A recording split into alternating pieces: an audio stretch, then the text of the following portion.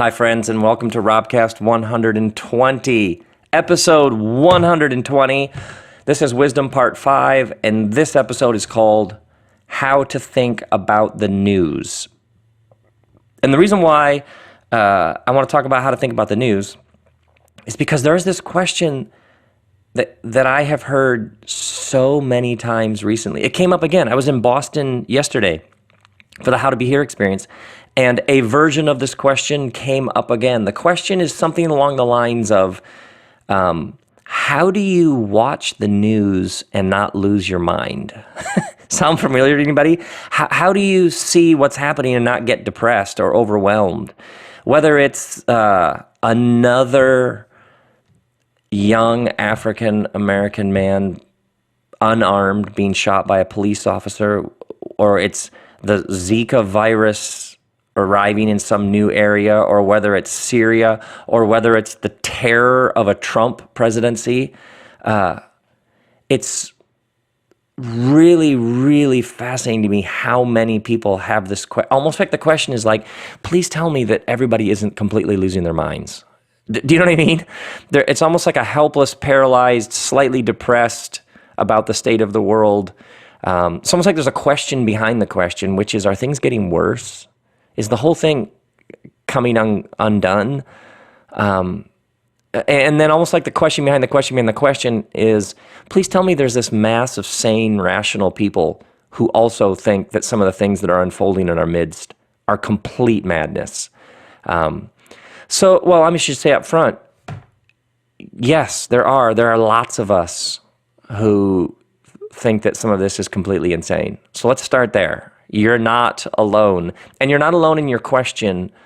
How do you watch and listen to the news and not get depressed and frustrated and anxious? How do you think about the news? So I want to talk about this. And, but first I should tell you, my next Largo show is October 26th.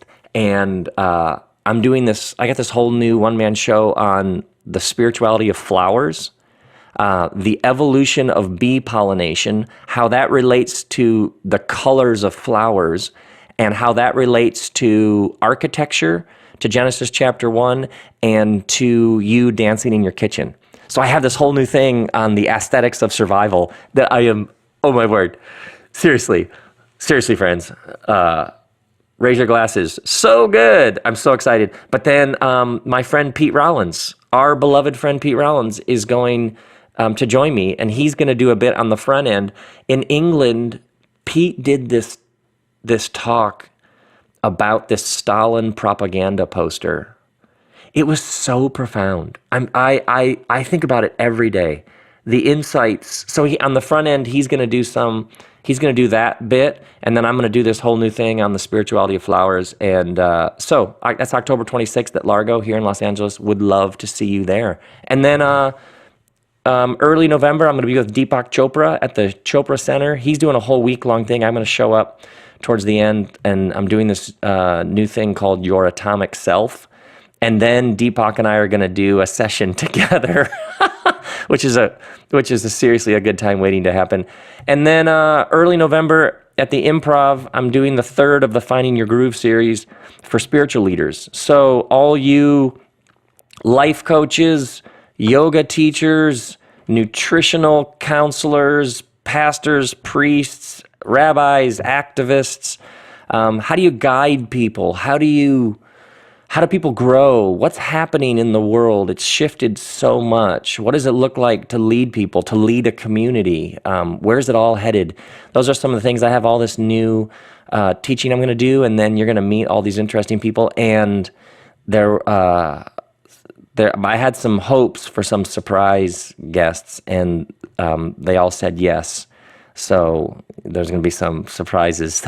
I will not say anything more other than raise your glasses. So good. Now, let's talk about the news. First, let's talk about the news and how you process the world as it's coming at you. Because central to the wisdom tradition And when we talk about the wisdom tradition, we're not talking about IQ. We're not talking about how much money you have or intelligence or whether you got good grades or how much education you have. Central to the wisdom tradition is the conviction that wisdom is available to everybody. Wisdom is knowing how to act and where to place your steps as you walk the path. Wisdom is available to everybody. In the wisdom tradition, wisdom is personified as a woman. She's calling to you. She's singing in the streets. She takes, as that one line in Proverbs, she takes delight in the goodness of creation. She sees the divine presence everywhere. So wisdom is like this raucous woman who's walking down the street singing and inviting everybody to listen to her. Like Proverbs chapter 4, actually Proverbs chapter 8, blessed are those who listen to me, she says, watching daily at my doors, waiting at my doorway. So central to the wisdom tradition is waiting daily, waiting at my doorway. We might say like she's standing in the driveway. It's about developing a practice. It's about walking a path. It's about being grounded and centered. And here's why this is so important. Without a path, without a practice, without routines and rituals that ground and center you, the world just gives you fragments. It fire hoses us with bits and pieces that don't have any larger narrative, glue, or thread. Have you ever had that sense? You got this email, saw this commercial, ran by that billboard, heard that little video clip somebody sent you, and it's none of it is in any way related to any of the other bits of it. It's all just this flotsam and jetsam flying at you with no order or organizing principle. And you know what that does? That makes you crazy. That can make a person crazy. It can make a person depressed. It can make a person disoriented. It's like vertigo of the soul. So what's interesting is as more and more people have left behind faith traditions, we actually need rituals and practices and paths more than ever in the modern world, because the modern world more than ever is unanchored from any larger story. And so all it does is just tell you, just buy things, just do this, just go here. And so sometimes the anxiety that you are feeling is because there is no larger practice or path that is giving you a lens through which to see things. Like Proverbs chapter 4, let your eyes look straight ahead. Fix your gaze directly before you. Give careful thought to the paths for your feet. Be steadfast in all your ways. So at the heart of the wisdom tradition is you and I having a practice, having a path, fixing our gaze, giving careful thought to our paths. So one of the reasons why I want to talk about how to think about the news is if you don't give the news some thought and reflection, then it's just random bits and pieces coming at you. No wonder it's disorienting. No wonder it's overwhelming. No wonder it creates all sorts of anxiety. In many traditions, there is a liturgy. So there is a flow to the year. So there are times when you celebrate new things being born. There are times when you let things die that need to die. There are times when you grieve that which you've lost. There are times when you surrender and you cry out for whatever it is that you need. There are times when you reflect on your power. There are times when you reflect on your weakness and frailty. There are prayers for different seasons of life. You can see why people developed these is so that you would have a thread that would hold your life together. So there'd be some glue to all the bits and pieces. And what's happened in the modern world is many people are without these threads and narratives and glue. And so it doesn't take much coming at you to throw you off. So this is why I talk about wisdom, and this is why we talk about wisdom in relation to the news, is I want to give you a couple of ways to think about the news to help ground and center you so that you aren't just tossed around, because otherwise it can kind of make a person crazy. Are you with me? So first, let me start with making a distinction between journalism and media. And I would begin with this idea of the journalist. There is this calling, this role, this art, this sacred task of the journalist in culture. The journalist is the one who holds those in power accountable for their actions. They shine light into the darkness. They expose corruption. They expose schemes that are meant to put money in the pockets of the elites and take it out of the pockets of the masses who need it to feed their families.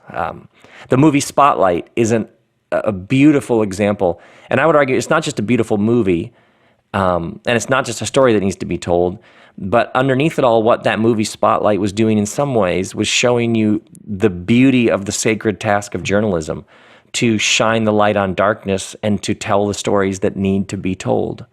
And so there has been, there are journalism schools, there are rules for how it works, there are standards. There is the journalist as this, I would say, sacred, holy calling in culture, to stand up to power and say, no, you will not get away with that. You also can see then, like all of the journalists who have been mysteriously murdered in Russia, you can see how dangerous that is, that you silence the journalists, you kill journalists, you make them disappear under questionable circumstances. You can see how that right away erodes the very fabric of a culture, because there have to be these truth tellers who let everybody know what's really happening. It's central to the lifeblood of a culture. So I would make a distinction. There is the power of journalism to tell the stories that need to be told.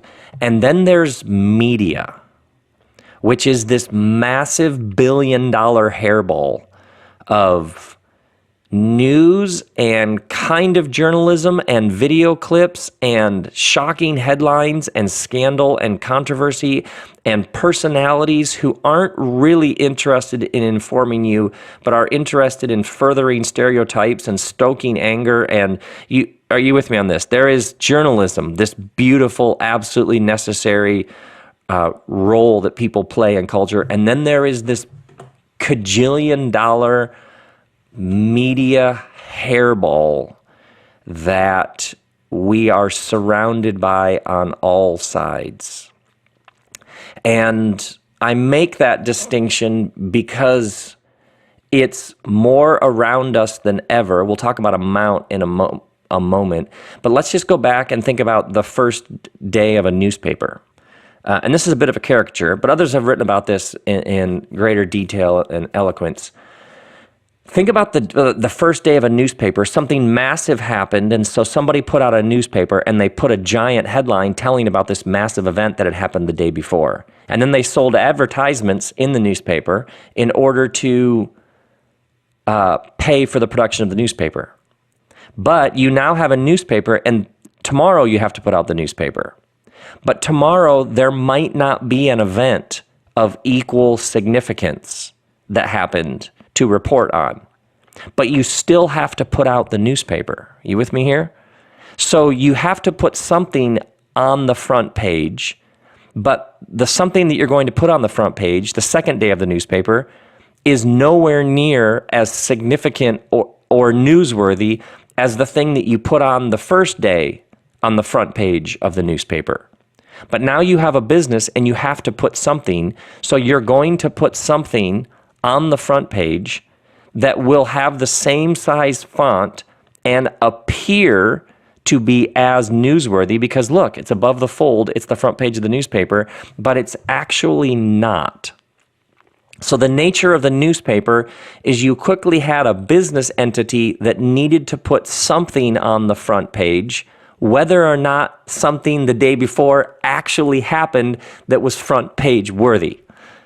And so you can see how this billion-dollar media hairball that is coming at you from every direction has to put something on its proverbial front page, whether or not something that is front page worthy actually happened.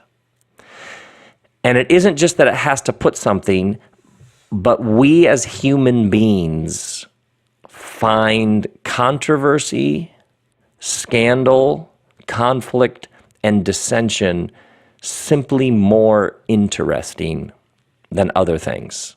So there's an element of human nature, and I should tell you a story. I've actually never told this story publicly.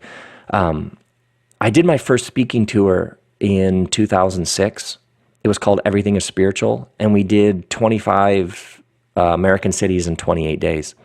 And my family came, and it was an extraordinary, exhausting, exhilarating month.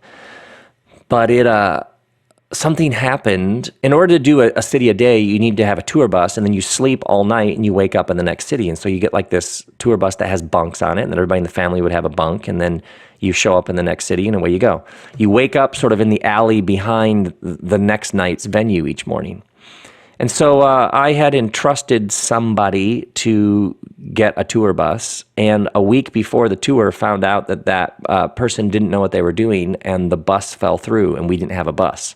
And that was slightly nerve-wracking, let's put it that way. It was, there was like a panic, like, whoa, we do not have a bus. So we started calling around, and buses get taken in the summer because most people tour in the summer, and we called everybody, every bus company, and called, and eventually we found, I swear to you, the only tour bus that was available in America.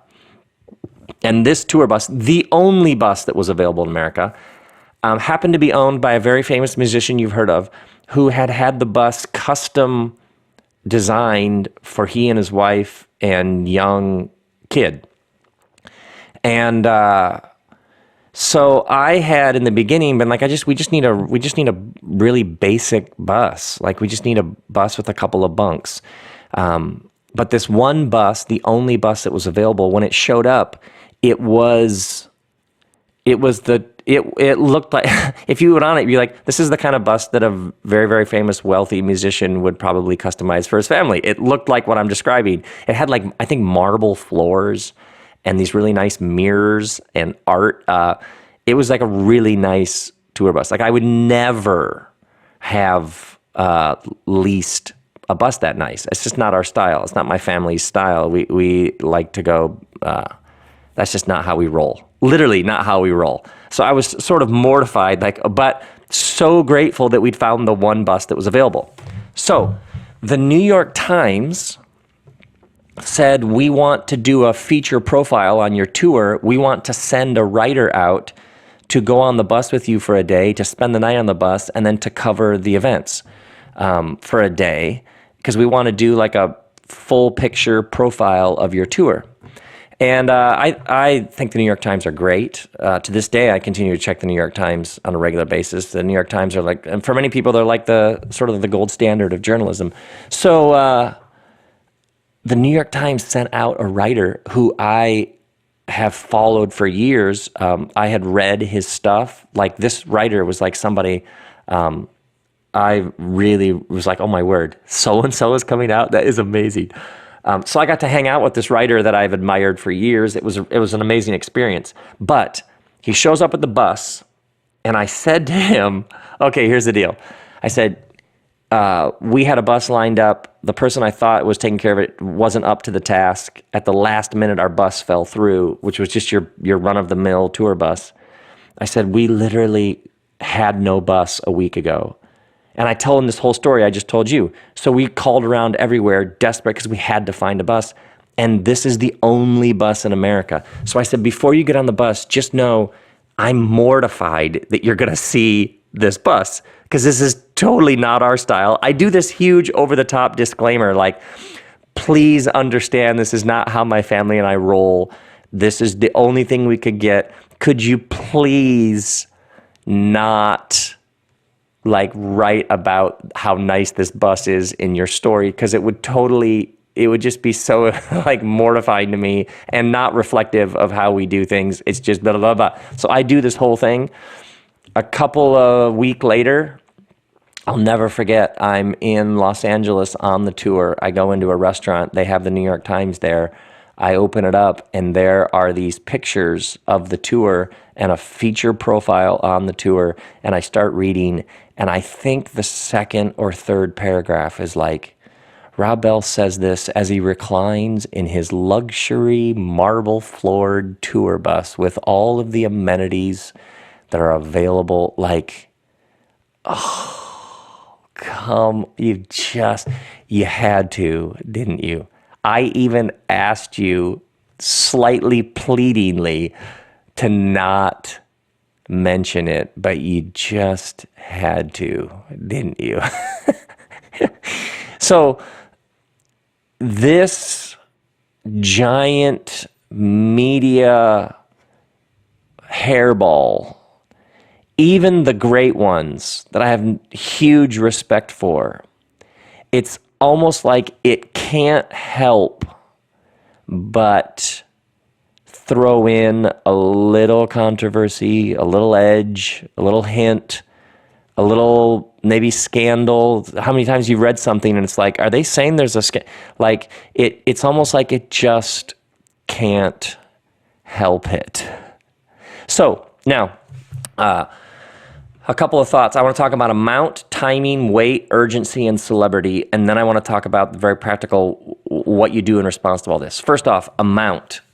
iPad, phone, computer, laptop, TV, now watch.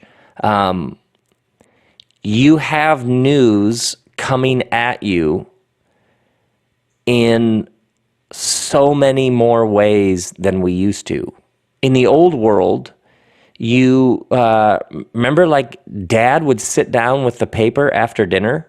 Like, there was a time my grandparents had these TV trays, and they would make dinner, put them on these trays, and then go into the living room and sit and eat dinner off of these trays and watch the evening news. Local at 6, national at 6:30. Like, news had like a rhythm or a timing to it. You would watch the news at 6. You would read the paper first thing in the morning, or after dinner, or Sunday afternoon. There was an extra thick paper that would be strewn out, and you would read it. And I know I'm completely dating myself, but think about how quickly news has lost all sense of timing.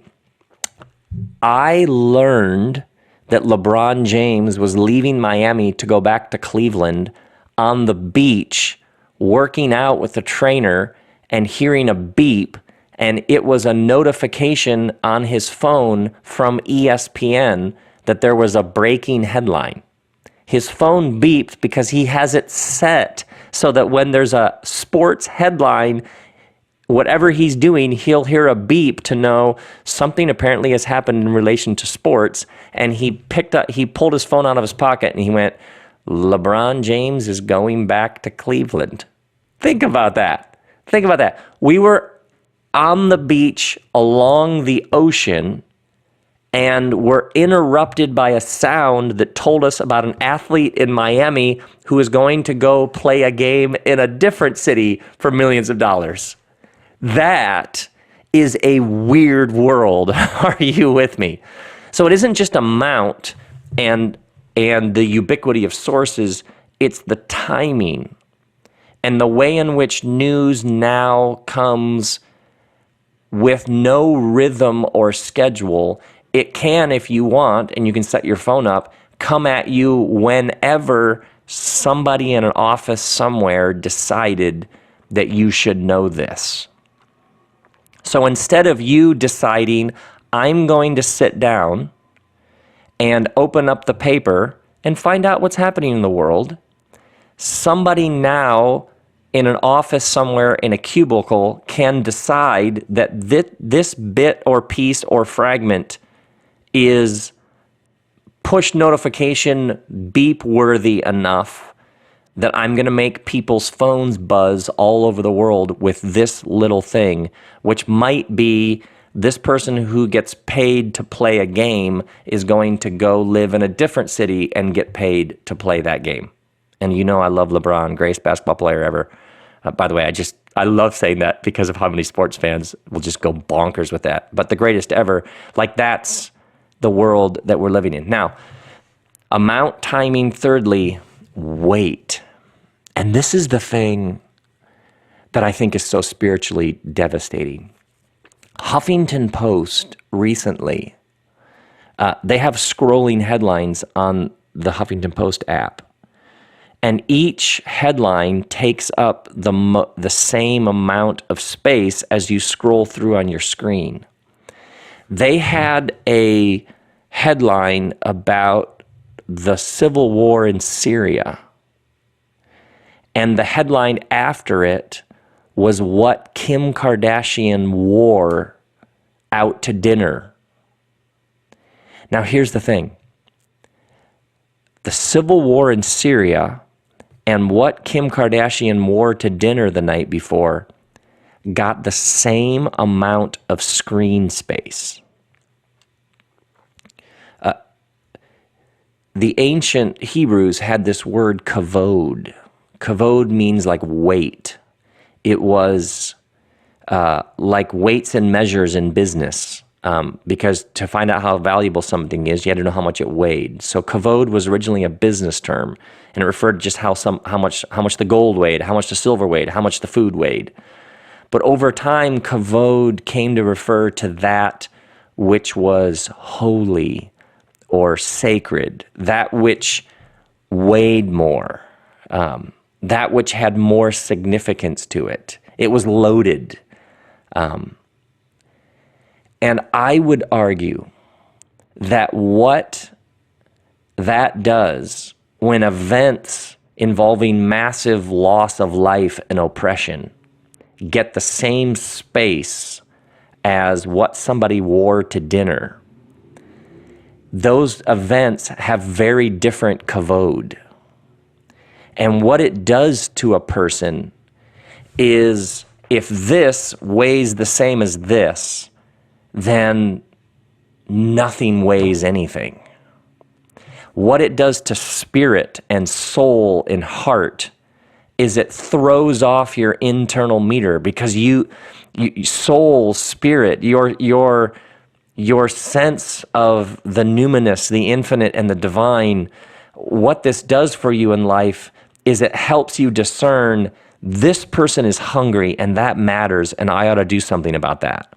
And this comment that this person made over here is trivial, it makes no sense, and I ought to not give that much weight and just blow it off because this thing over here, the way that you actually navigate life is you're constantly making decisions about what matters and what doesn't, what you're going to give your energies to, what you're not.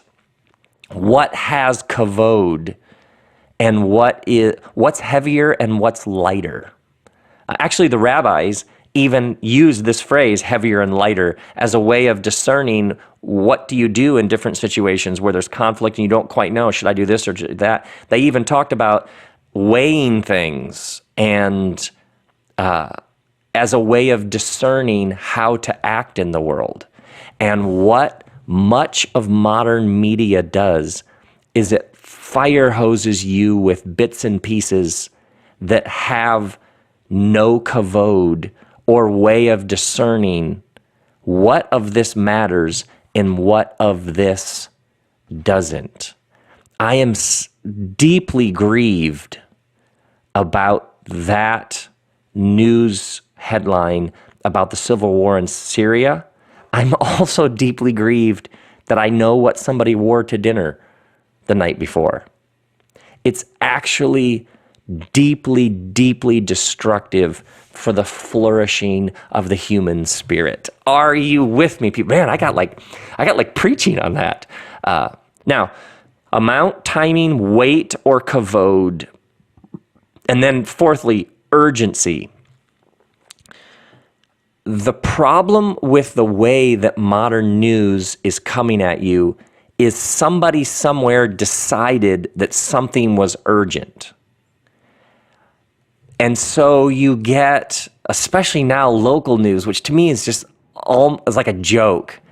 We interrupt this to show you a car chase. Breaking news, a house is on fire. Now, obviously, somebody is losing their house, and that is terrifying.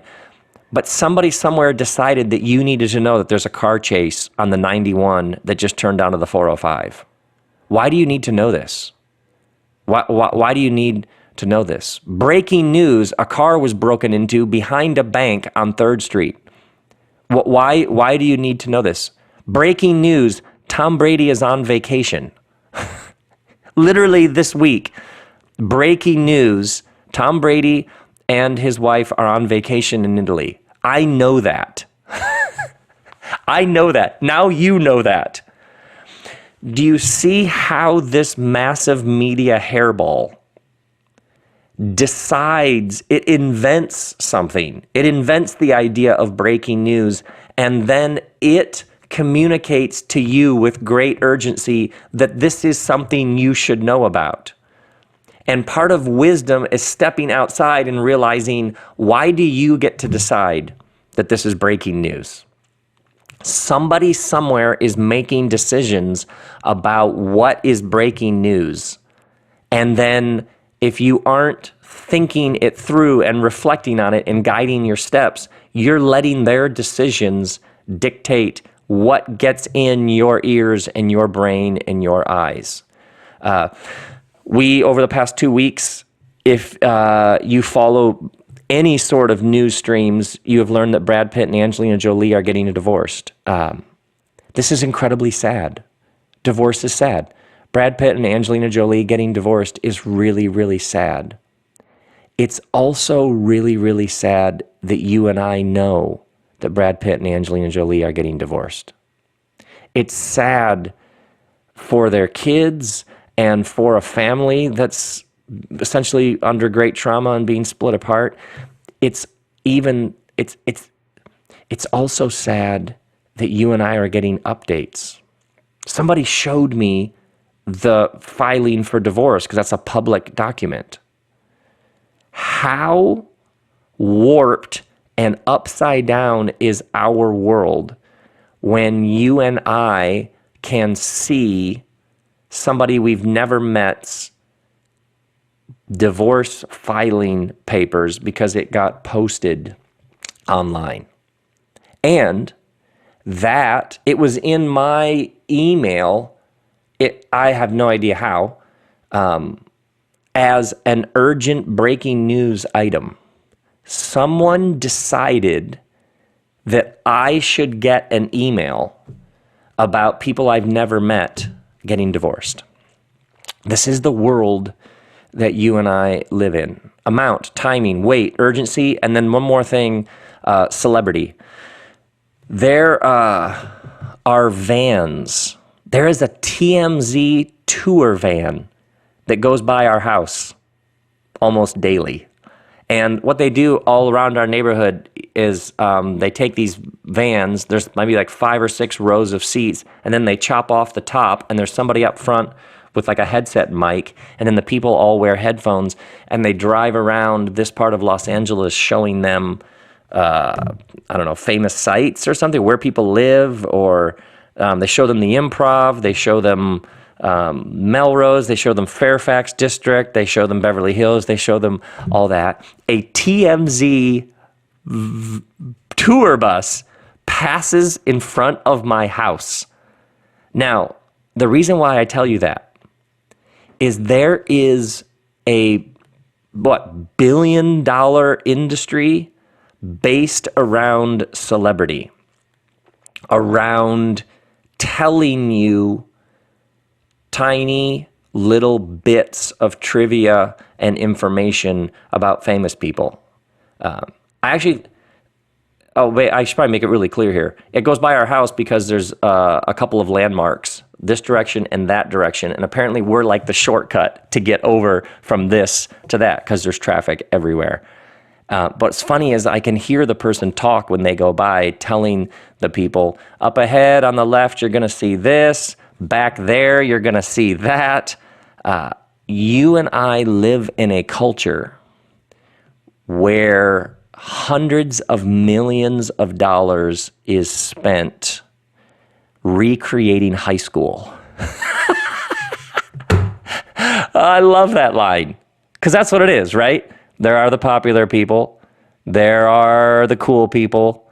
There are the people who have all the success and they're beautiful. There are literally vans that you can go and pay money to essentially be told gossip. At some level, it's gossip. Now, some things are very interesting. Some landmarks are important and compelling for a reason. But when it's TMZ, their primary interest is not cultural and artistic influence and importance and significance. The money is being made telling you who's in a fight with who cheated with who's upset with who, what scandal went down where. And this is all around us all the time. If I go into the local drugstore to buy whatever, shampoo for my daughter, I walk by 20 magazines telling me who's dating who broke up with who cheated on who's now single, but she's gonna make it because she's strong. It's all around us all the time. Now, I say all that just to break it down because in the wisdom tradition, what you do is you essentially reflect on the whole thing so that you know how to act. So now, in light of all that, the good news. First, let's just get really practical. First, you're probably seeing too much. Just as a general rule, you're probably seeing too much. You probably have really ridiculous headlines and facts and gossip and innuendo and insinuation. You probably have too much stuff going into your brain. The fact that you and I know who might be getting divorced, the fact that we know who wore a very revealing dress to dinner in Paris the other night, the fact that you and I can talk about some of these things, the fact that you and I can have a discussion that lasts more than 10 seconds about who Taylor Swift is or isn't dating is probably a reflection that we are simply allowing too much to get over the bow of the ship. Are you with me? So probably what has happened is with this massive growth of this billion-dollar hairball and with more screens, phones, iPad, with more things coming at you. On the plane yesterday, the TV played news the whole time. If I didn't intentionally turn it off, it would just keep fire hosing me with all sorts of random bits and pieces. So you're probably seeing too much. So number two, then, you're the curator. And you have to see yourself as the curator. You probably need to repeat it sometimes. I'm the curator. You have to take back the sources. And what that means is you decide what you're going to expose yourself to and when you're going to expose yourself to it. David Brooks writes for the New York Times. He's so wise and so good. David Brooks will make your life better. Andrew Sullivan will make your life better. The Lenny site that Lena Dunham has put out will make you smarter. Vox.com, come on, so good.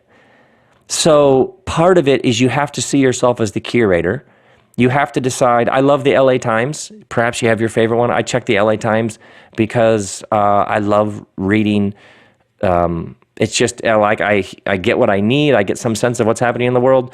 You'll have to figure out your thing, but you should probably think of yourself as a curator and check things that help you think and reflect upon the world, that inform you in helpful ways, that help you think deeply about the world around you, and you block out everything else.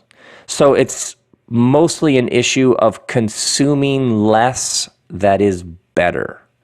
I honestly love Time Magazine. I think Time Magazine's excellent. And the editor there, Nancy Gibbs, shout out, Nancy! She's just a wonderful woman and full of integrity, who is the classic, like we talked about, this sacred task of the journalist to tell the stories that need to be told. I have huge love and respect for her, and the magazine is just good. I also am old school. I like paper. I like the tactile feel. And screens to me just, I don't know, I probably was born a bit late for such a thing, but I like a paper magazine that comes to the house. There we go. Old school. I also like records. I like the tactile. I like books, paper. I like the feel, the kinesthetic experience. So you probably have too much coming at you. It is probably about having less that can get to your eyes, ears, and brain. But the less is more curated, and it's more focused, and it's better. Secondly, you're the curator. You control the source. You also control the rhythm. You control the rhythm. And that means notifications that come randomly throughout the day about who's getting divorced and who got traded to what team. Maybe you're a super fan and that's fine, but I actually think it makes a person crazy. I think push notifications about headlines can make a person crazy.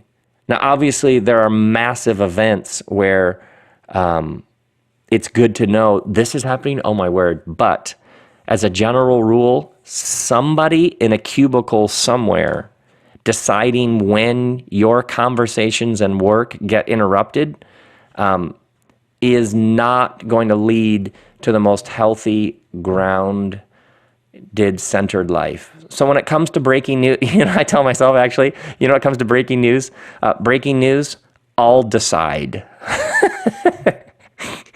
How'd that be? Those of you who are the tattoo type, how great would that be? A tattoo that just said breaking news, ? I'll decide. I don't know why I think that's funny. You can probably hear about it 2 hours from now and you'll still be fine, as a general rule. So one of the mantras that helps me is breaking news, I'll decide. That car chase in Ohio is not breaking news. I've decided that's not breaking news. Okay? That's a car chase in Ohio. I don't need to know that a house is on fire in Portland. I don't need to know. Now, if the mountains north of my house are on fire, I would like to know that.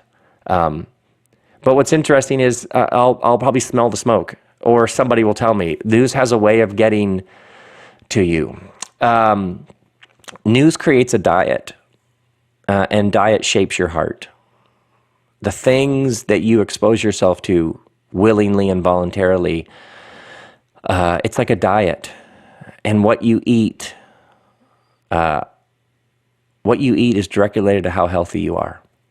It's important to think about media and news like a diet, and a constant diet of bits and pieces and random fragments with no relation to anything else.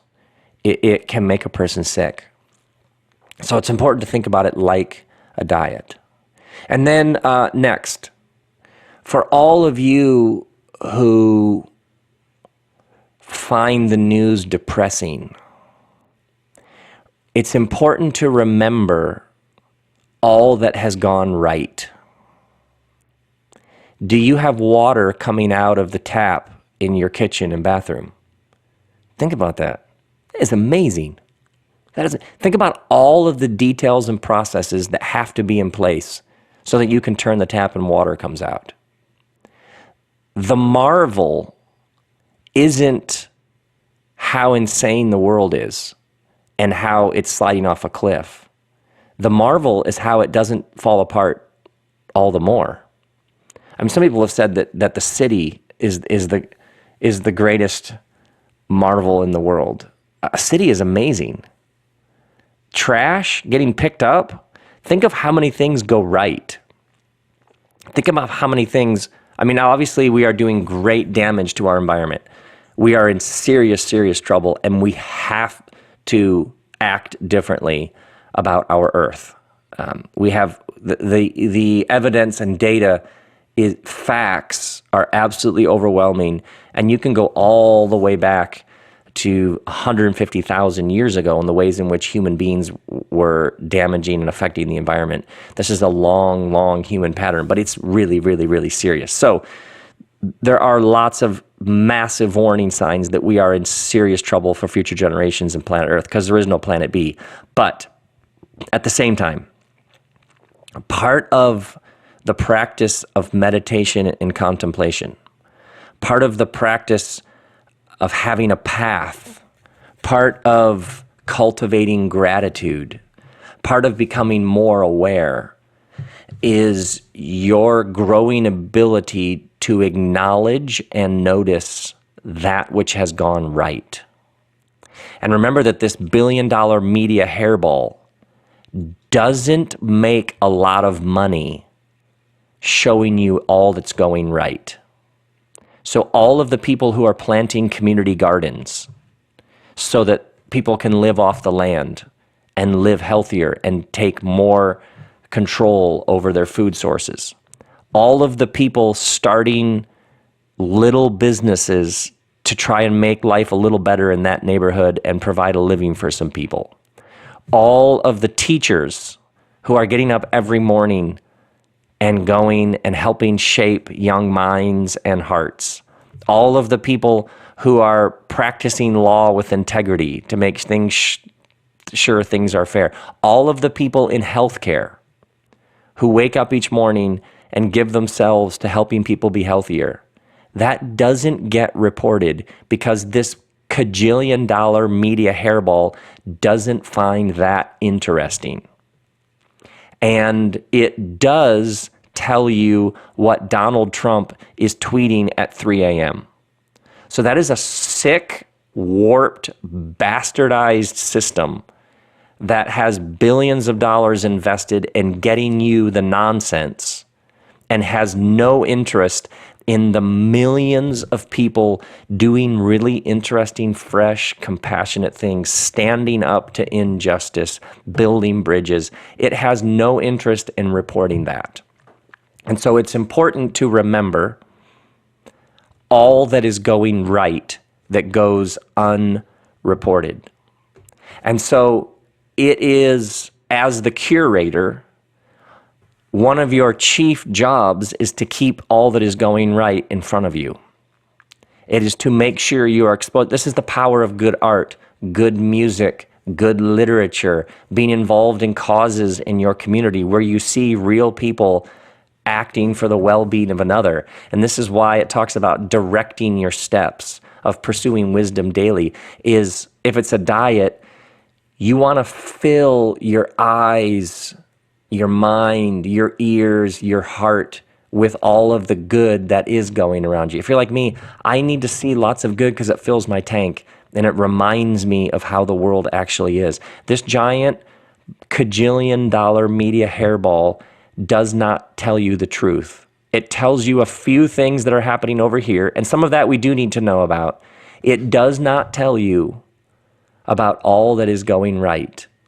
It does no reporting on the wonder and marvel of how this thing continues, the earth continues to rotate, spin around the sun, like this thing, sun continues to rise. This is all quite miraculous. Abraham Joshua Heschel talked about how the primary task of life is to live with radical amazement, to take nothing for granted, to be blown away with the very nature of your own life.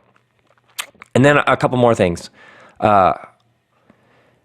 In the wisdom tradition, and we talked about this a couple episodes ago, to act when it is in your power to act. So if you find yourself getting really pissed off about what you see in the news, if you find yourself like somebody should do something about that, you may be the somebody. So one of the things that I have observed about this horrific Trump train wreck is the number of people who are now thinking about policy. When somebody's running for office who knows nothing about policy, who literally knows nothing about how our shared common life together works, all of these people are suddenly realizing that this actually matters, that who we elect actually matters, that our involvement in all of this actually matters. If you find yourself getting ferociously pissed off about what you see in the news, remember that in the wisdom tradition, you have power to act. And you are going to give your energies to something. And sometimes the question is, why does this make me so angry? Is this wisdom? Is this the divine? Is this spirit saying to me, hey, you need to do something here. You need to do something. You need to get involved. You need to stop yelling at the television. We had a group of friends over to watch the debate, and Jeff, my beloved architect friend who lives across the street, is like, dude, I'm so glad we're watching the debate at your house, because then your TV is the one that's going to get something thrown at it, not mine.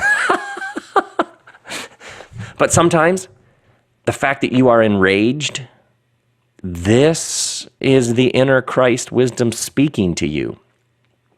It's speaking to you. It's telling you you're enraged because this is something that's wrong. It's out of line. It's out of order. It is not how things are supposed to be, and you need to do something. This is the call. This is the wake up. This is the alarm bell. This is the magnet drawing you into your future. So sometimes your rage is a sign of life. It's the divine is telling you, hey, listen to that. Listen to that. I got something for you to do. And then let me say something about things that happen thousands of miles away. You're probably like me. You can't, I don't really know what I can do tomorrow about Syria. I don't have a lot of ideas, but I do have my work. I can wake up and go about my work. And sometimes it's important to remember that you waking up in the morning and doing what you're here to do, that's your answer. That's your answer to the news. That's your answer to the suffering. Now, sometimes you're moved and you need to give some money. You need to get involved. You need to sign a petition. You need to go down to the wherever volunteer center and roll up your sleeves. Sometimes you're cranked up about the news because there's something you need to go do. But at a deeper level, let it shape and refine you. When you see what's happening in the world, a mantra that's helped me is, this is what I'm doing about it. I'm going to wake up in the morning, I'm going to have breakfast, take my daughter to school, I'm going to walk the dog, and then I'm going to go do my work. This is what I'm doing about that. I'm doing my part. I can own my space. I can own my life. I can claim my territory. I may not have any ideas about what to do about that, but I can do something about this. I can do something about this. This is my answer to that. So I'm going to do my part. And I'm going to trust that others are going to do their part. And I'm going to trust that when I do my part, it somehow is good for the world. And if you do your part, it's good for the world. And if instead of living with anxiety and fear, immobilized, catatonic, paralyzed, you respond with, this is what I'm going to do about that. I'm going to do my work in my space, in my territory. That, wow, was a sneeze. That has helped me immeasurably, because the world, its scope and size, it's just too much. But you can own your energies. You're the steward of your energies. You have power to act in your territory. Now, your territory might be Syria. Great, go. We will cheer you on. But remember that you have space, you have territory, you have energy. And you being you to the fullness of your you-ness, that is your answer. That is what calms the heart. That is what causes the anxiety to flee. As your eyes are open, you're curating the flow of news that comes your way, but you're paying attention, and then you do your thing. You do your thing. Because if all of us do our thing, that makes for a better world. So there, my friends, there is a bit about how to think about the news. For all of you who have found yourself the past couple of months thinking, am I losing my mind? No, you haven't. Actually, there's lots of us. There's lots of us, and we're going to be okay. And whatever happens in November, 4 years from now, there'll be another election. So you both pay attention and do your work, and you also remember that there is a temporary nature to the whole thing. My friends, you can swim in the deep stream of wisdom. You don't have to be tossed back and forth. You can live grounded and centered in a non-anxious, non-violent way in the world. You can call the insanity what it is. You can call the injustice what it is. You can get angry, you can throw your remote at the television, and then whatever it is, you can do all that. That's fine. And then you can wake up the next day and you can do your work. Because that's what you're here to do. My friends, grace and peace be with you, especially in how you think about the news.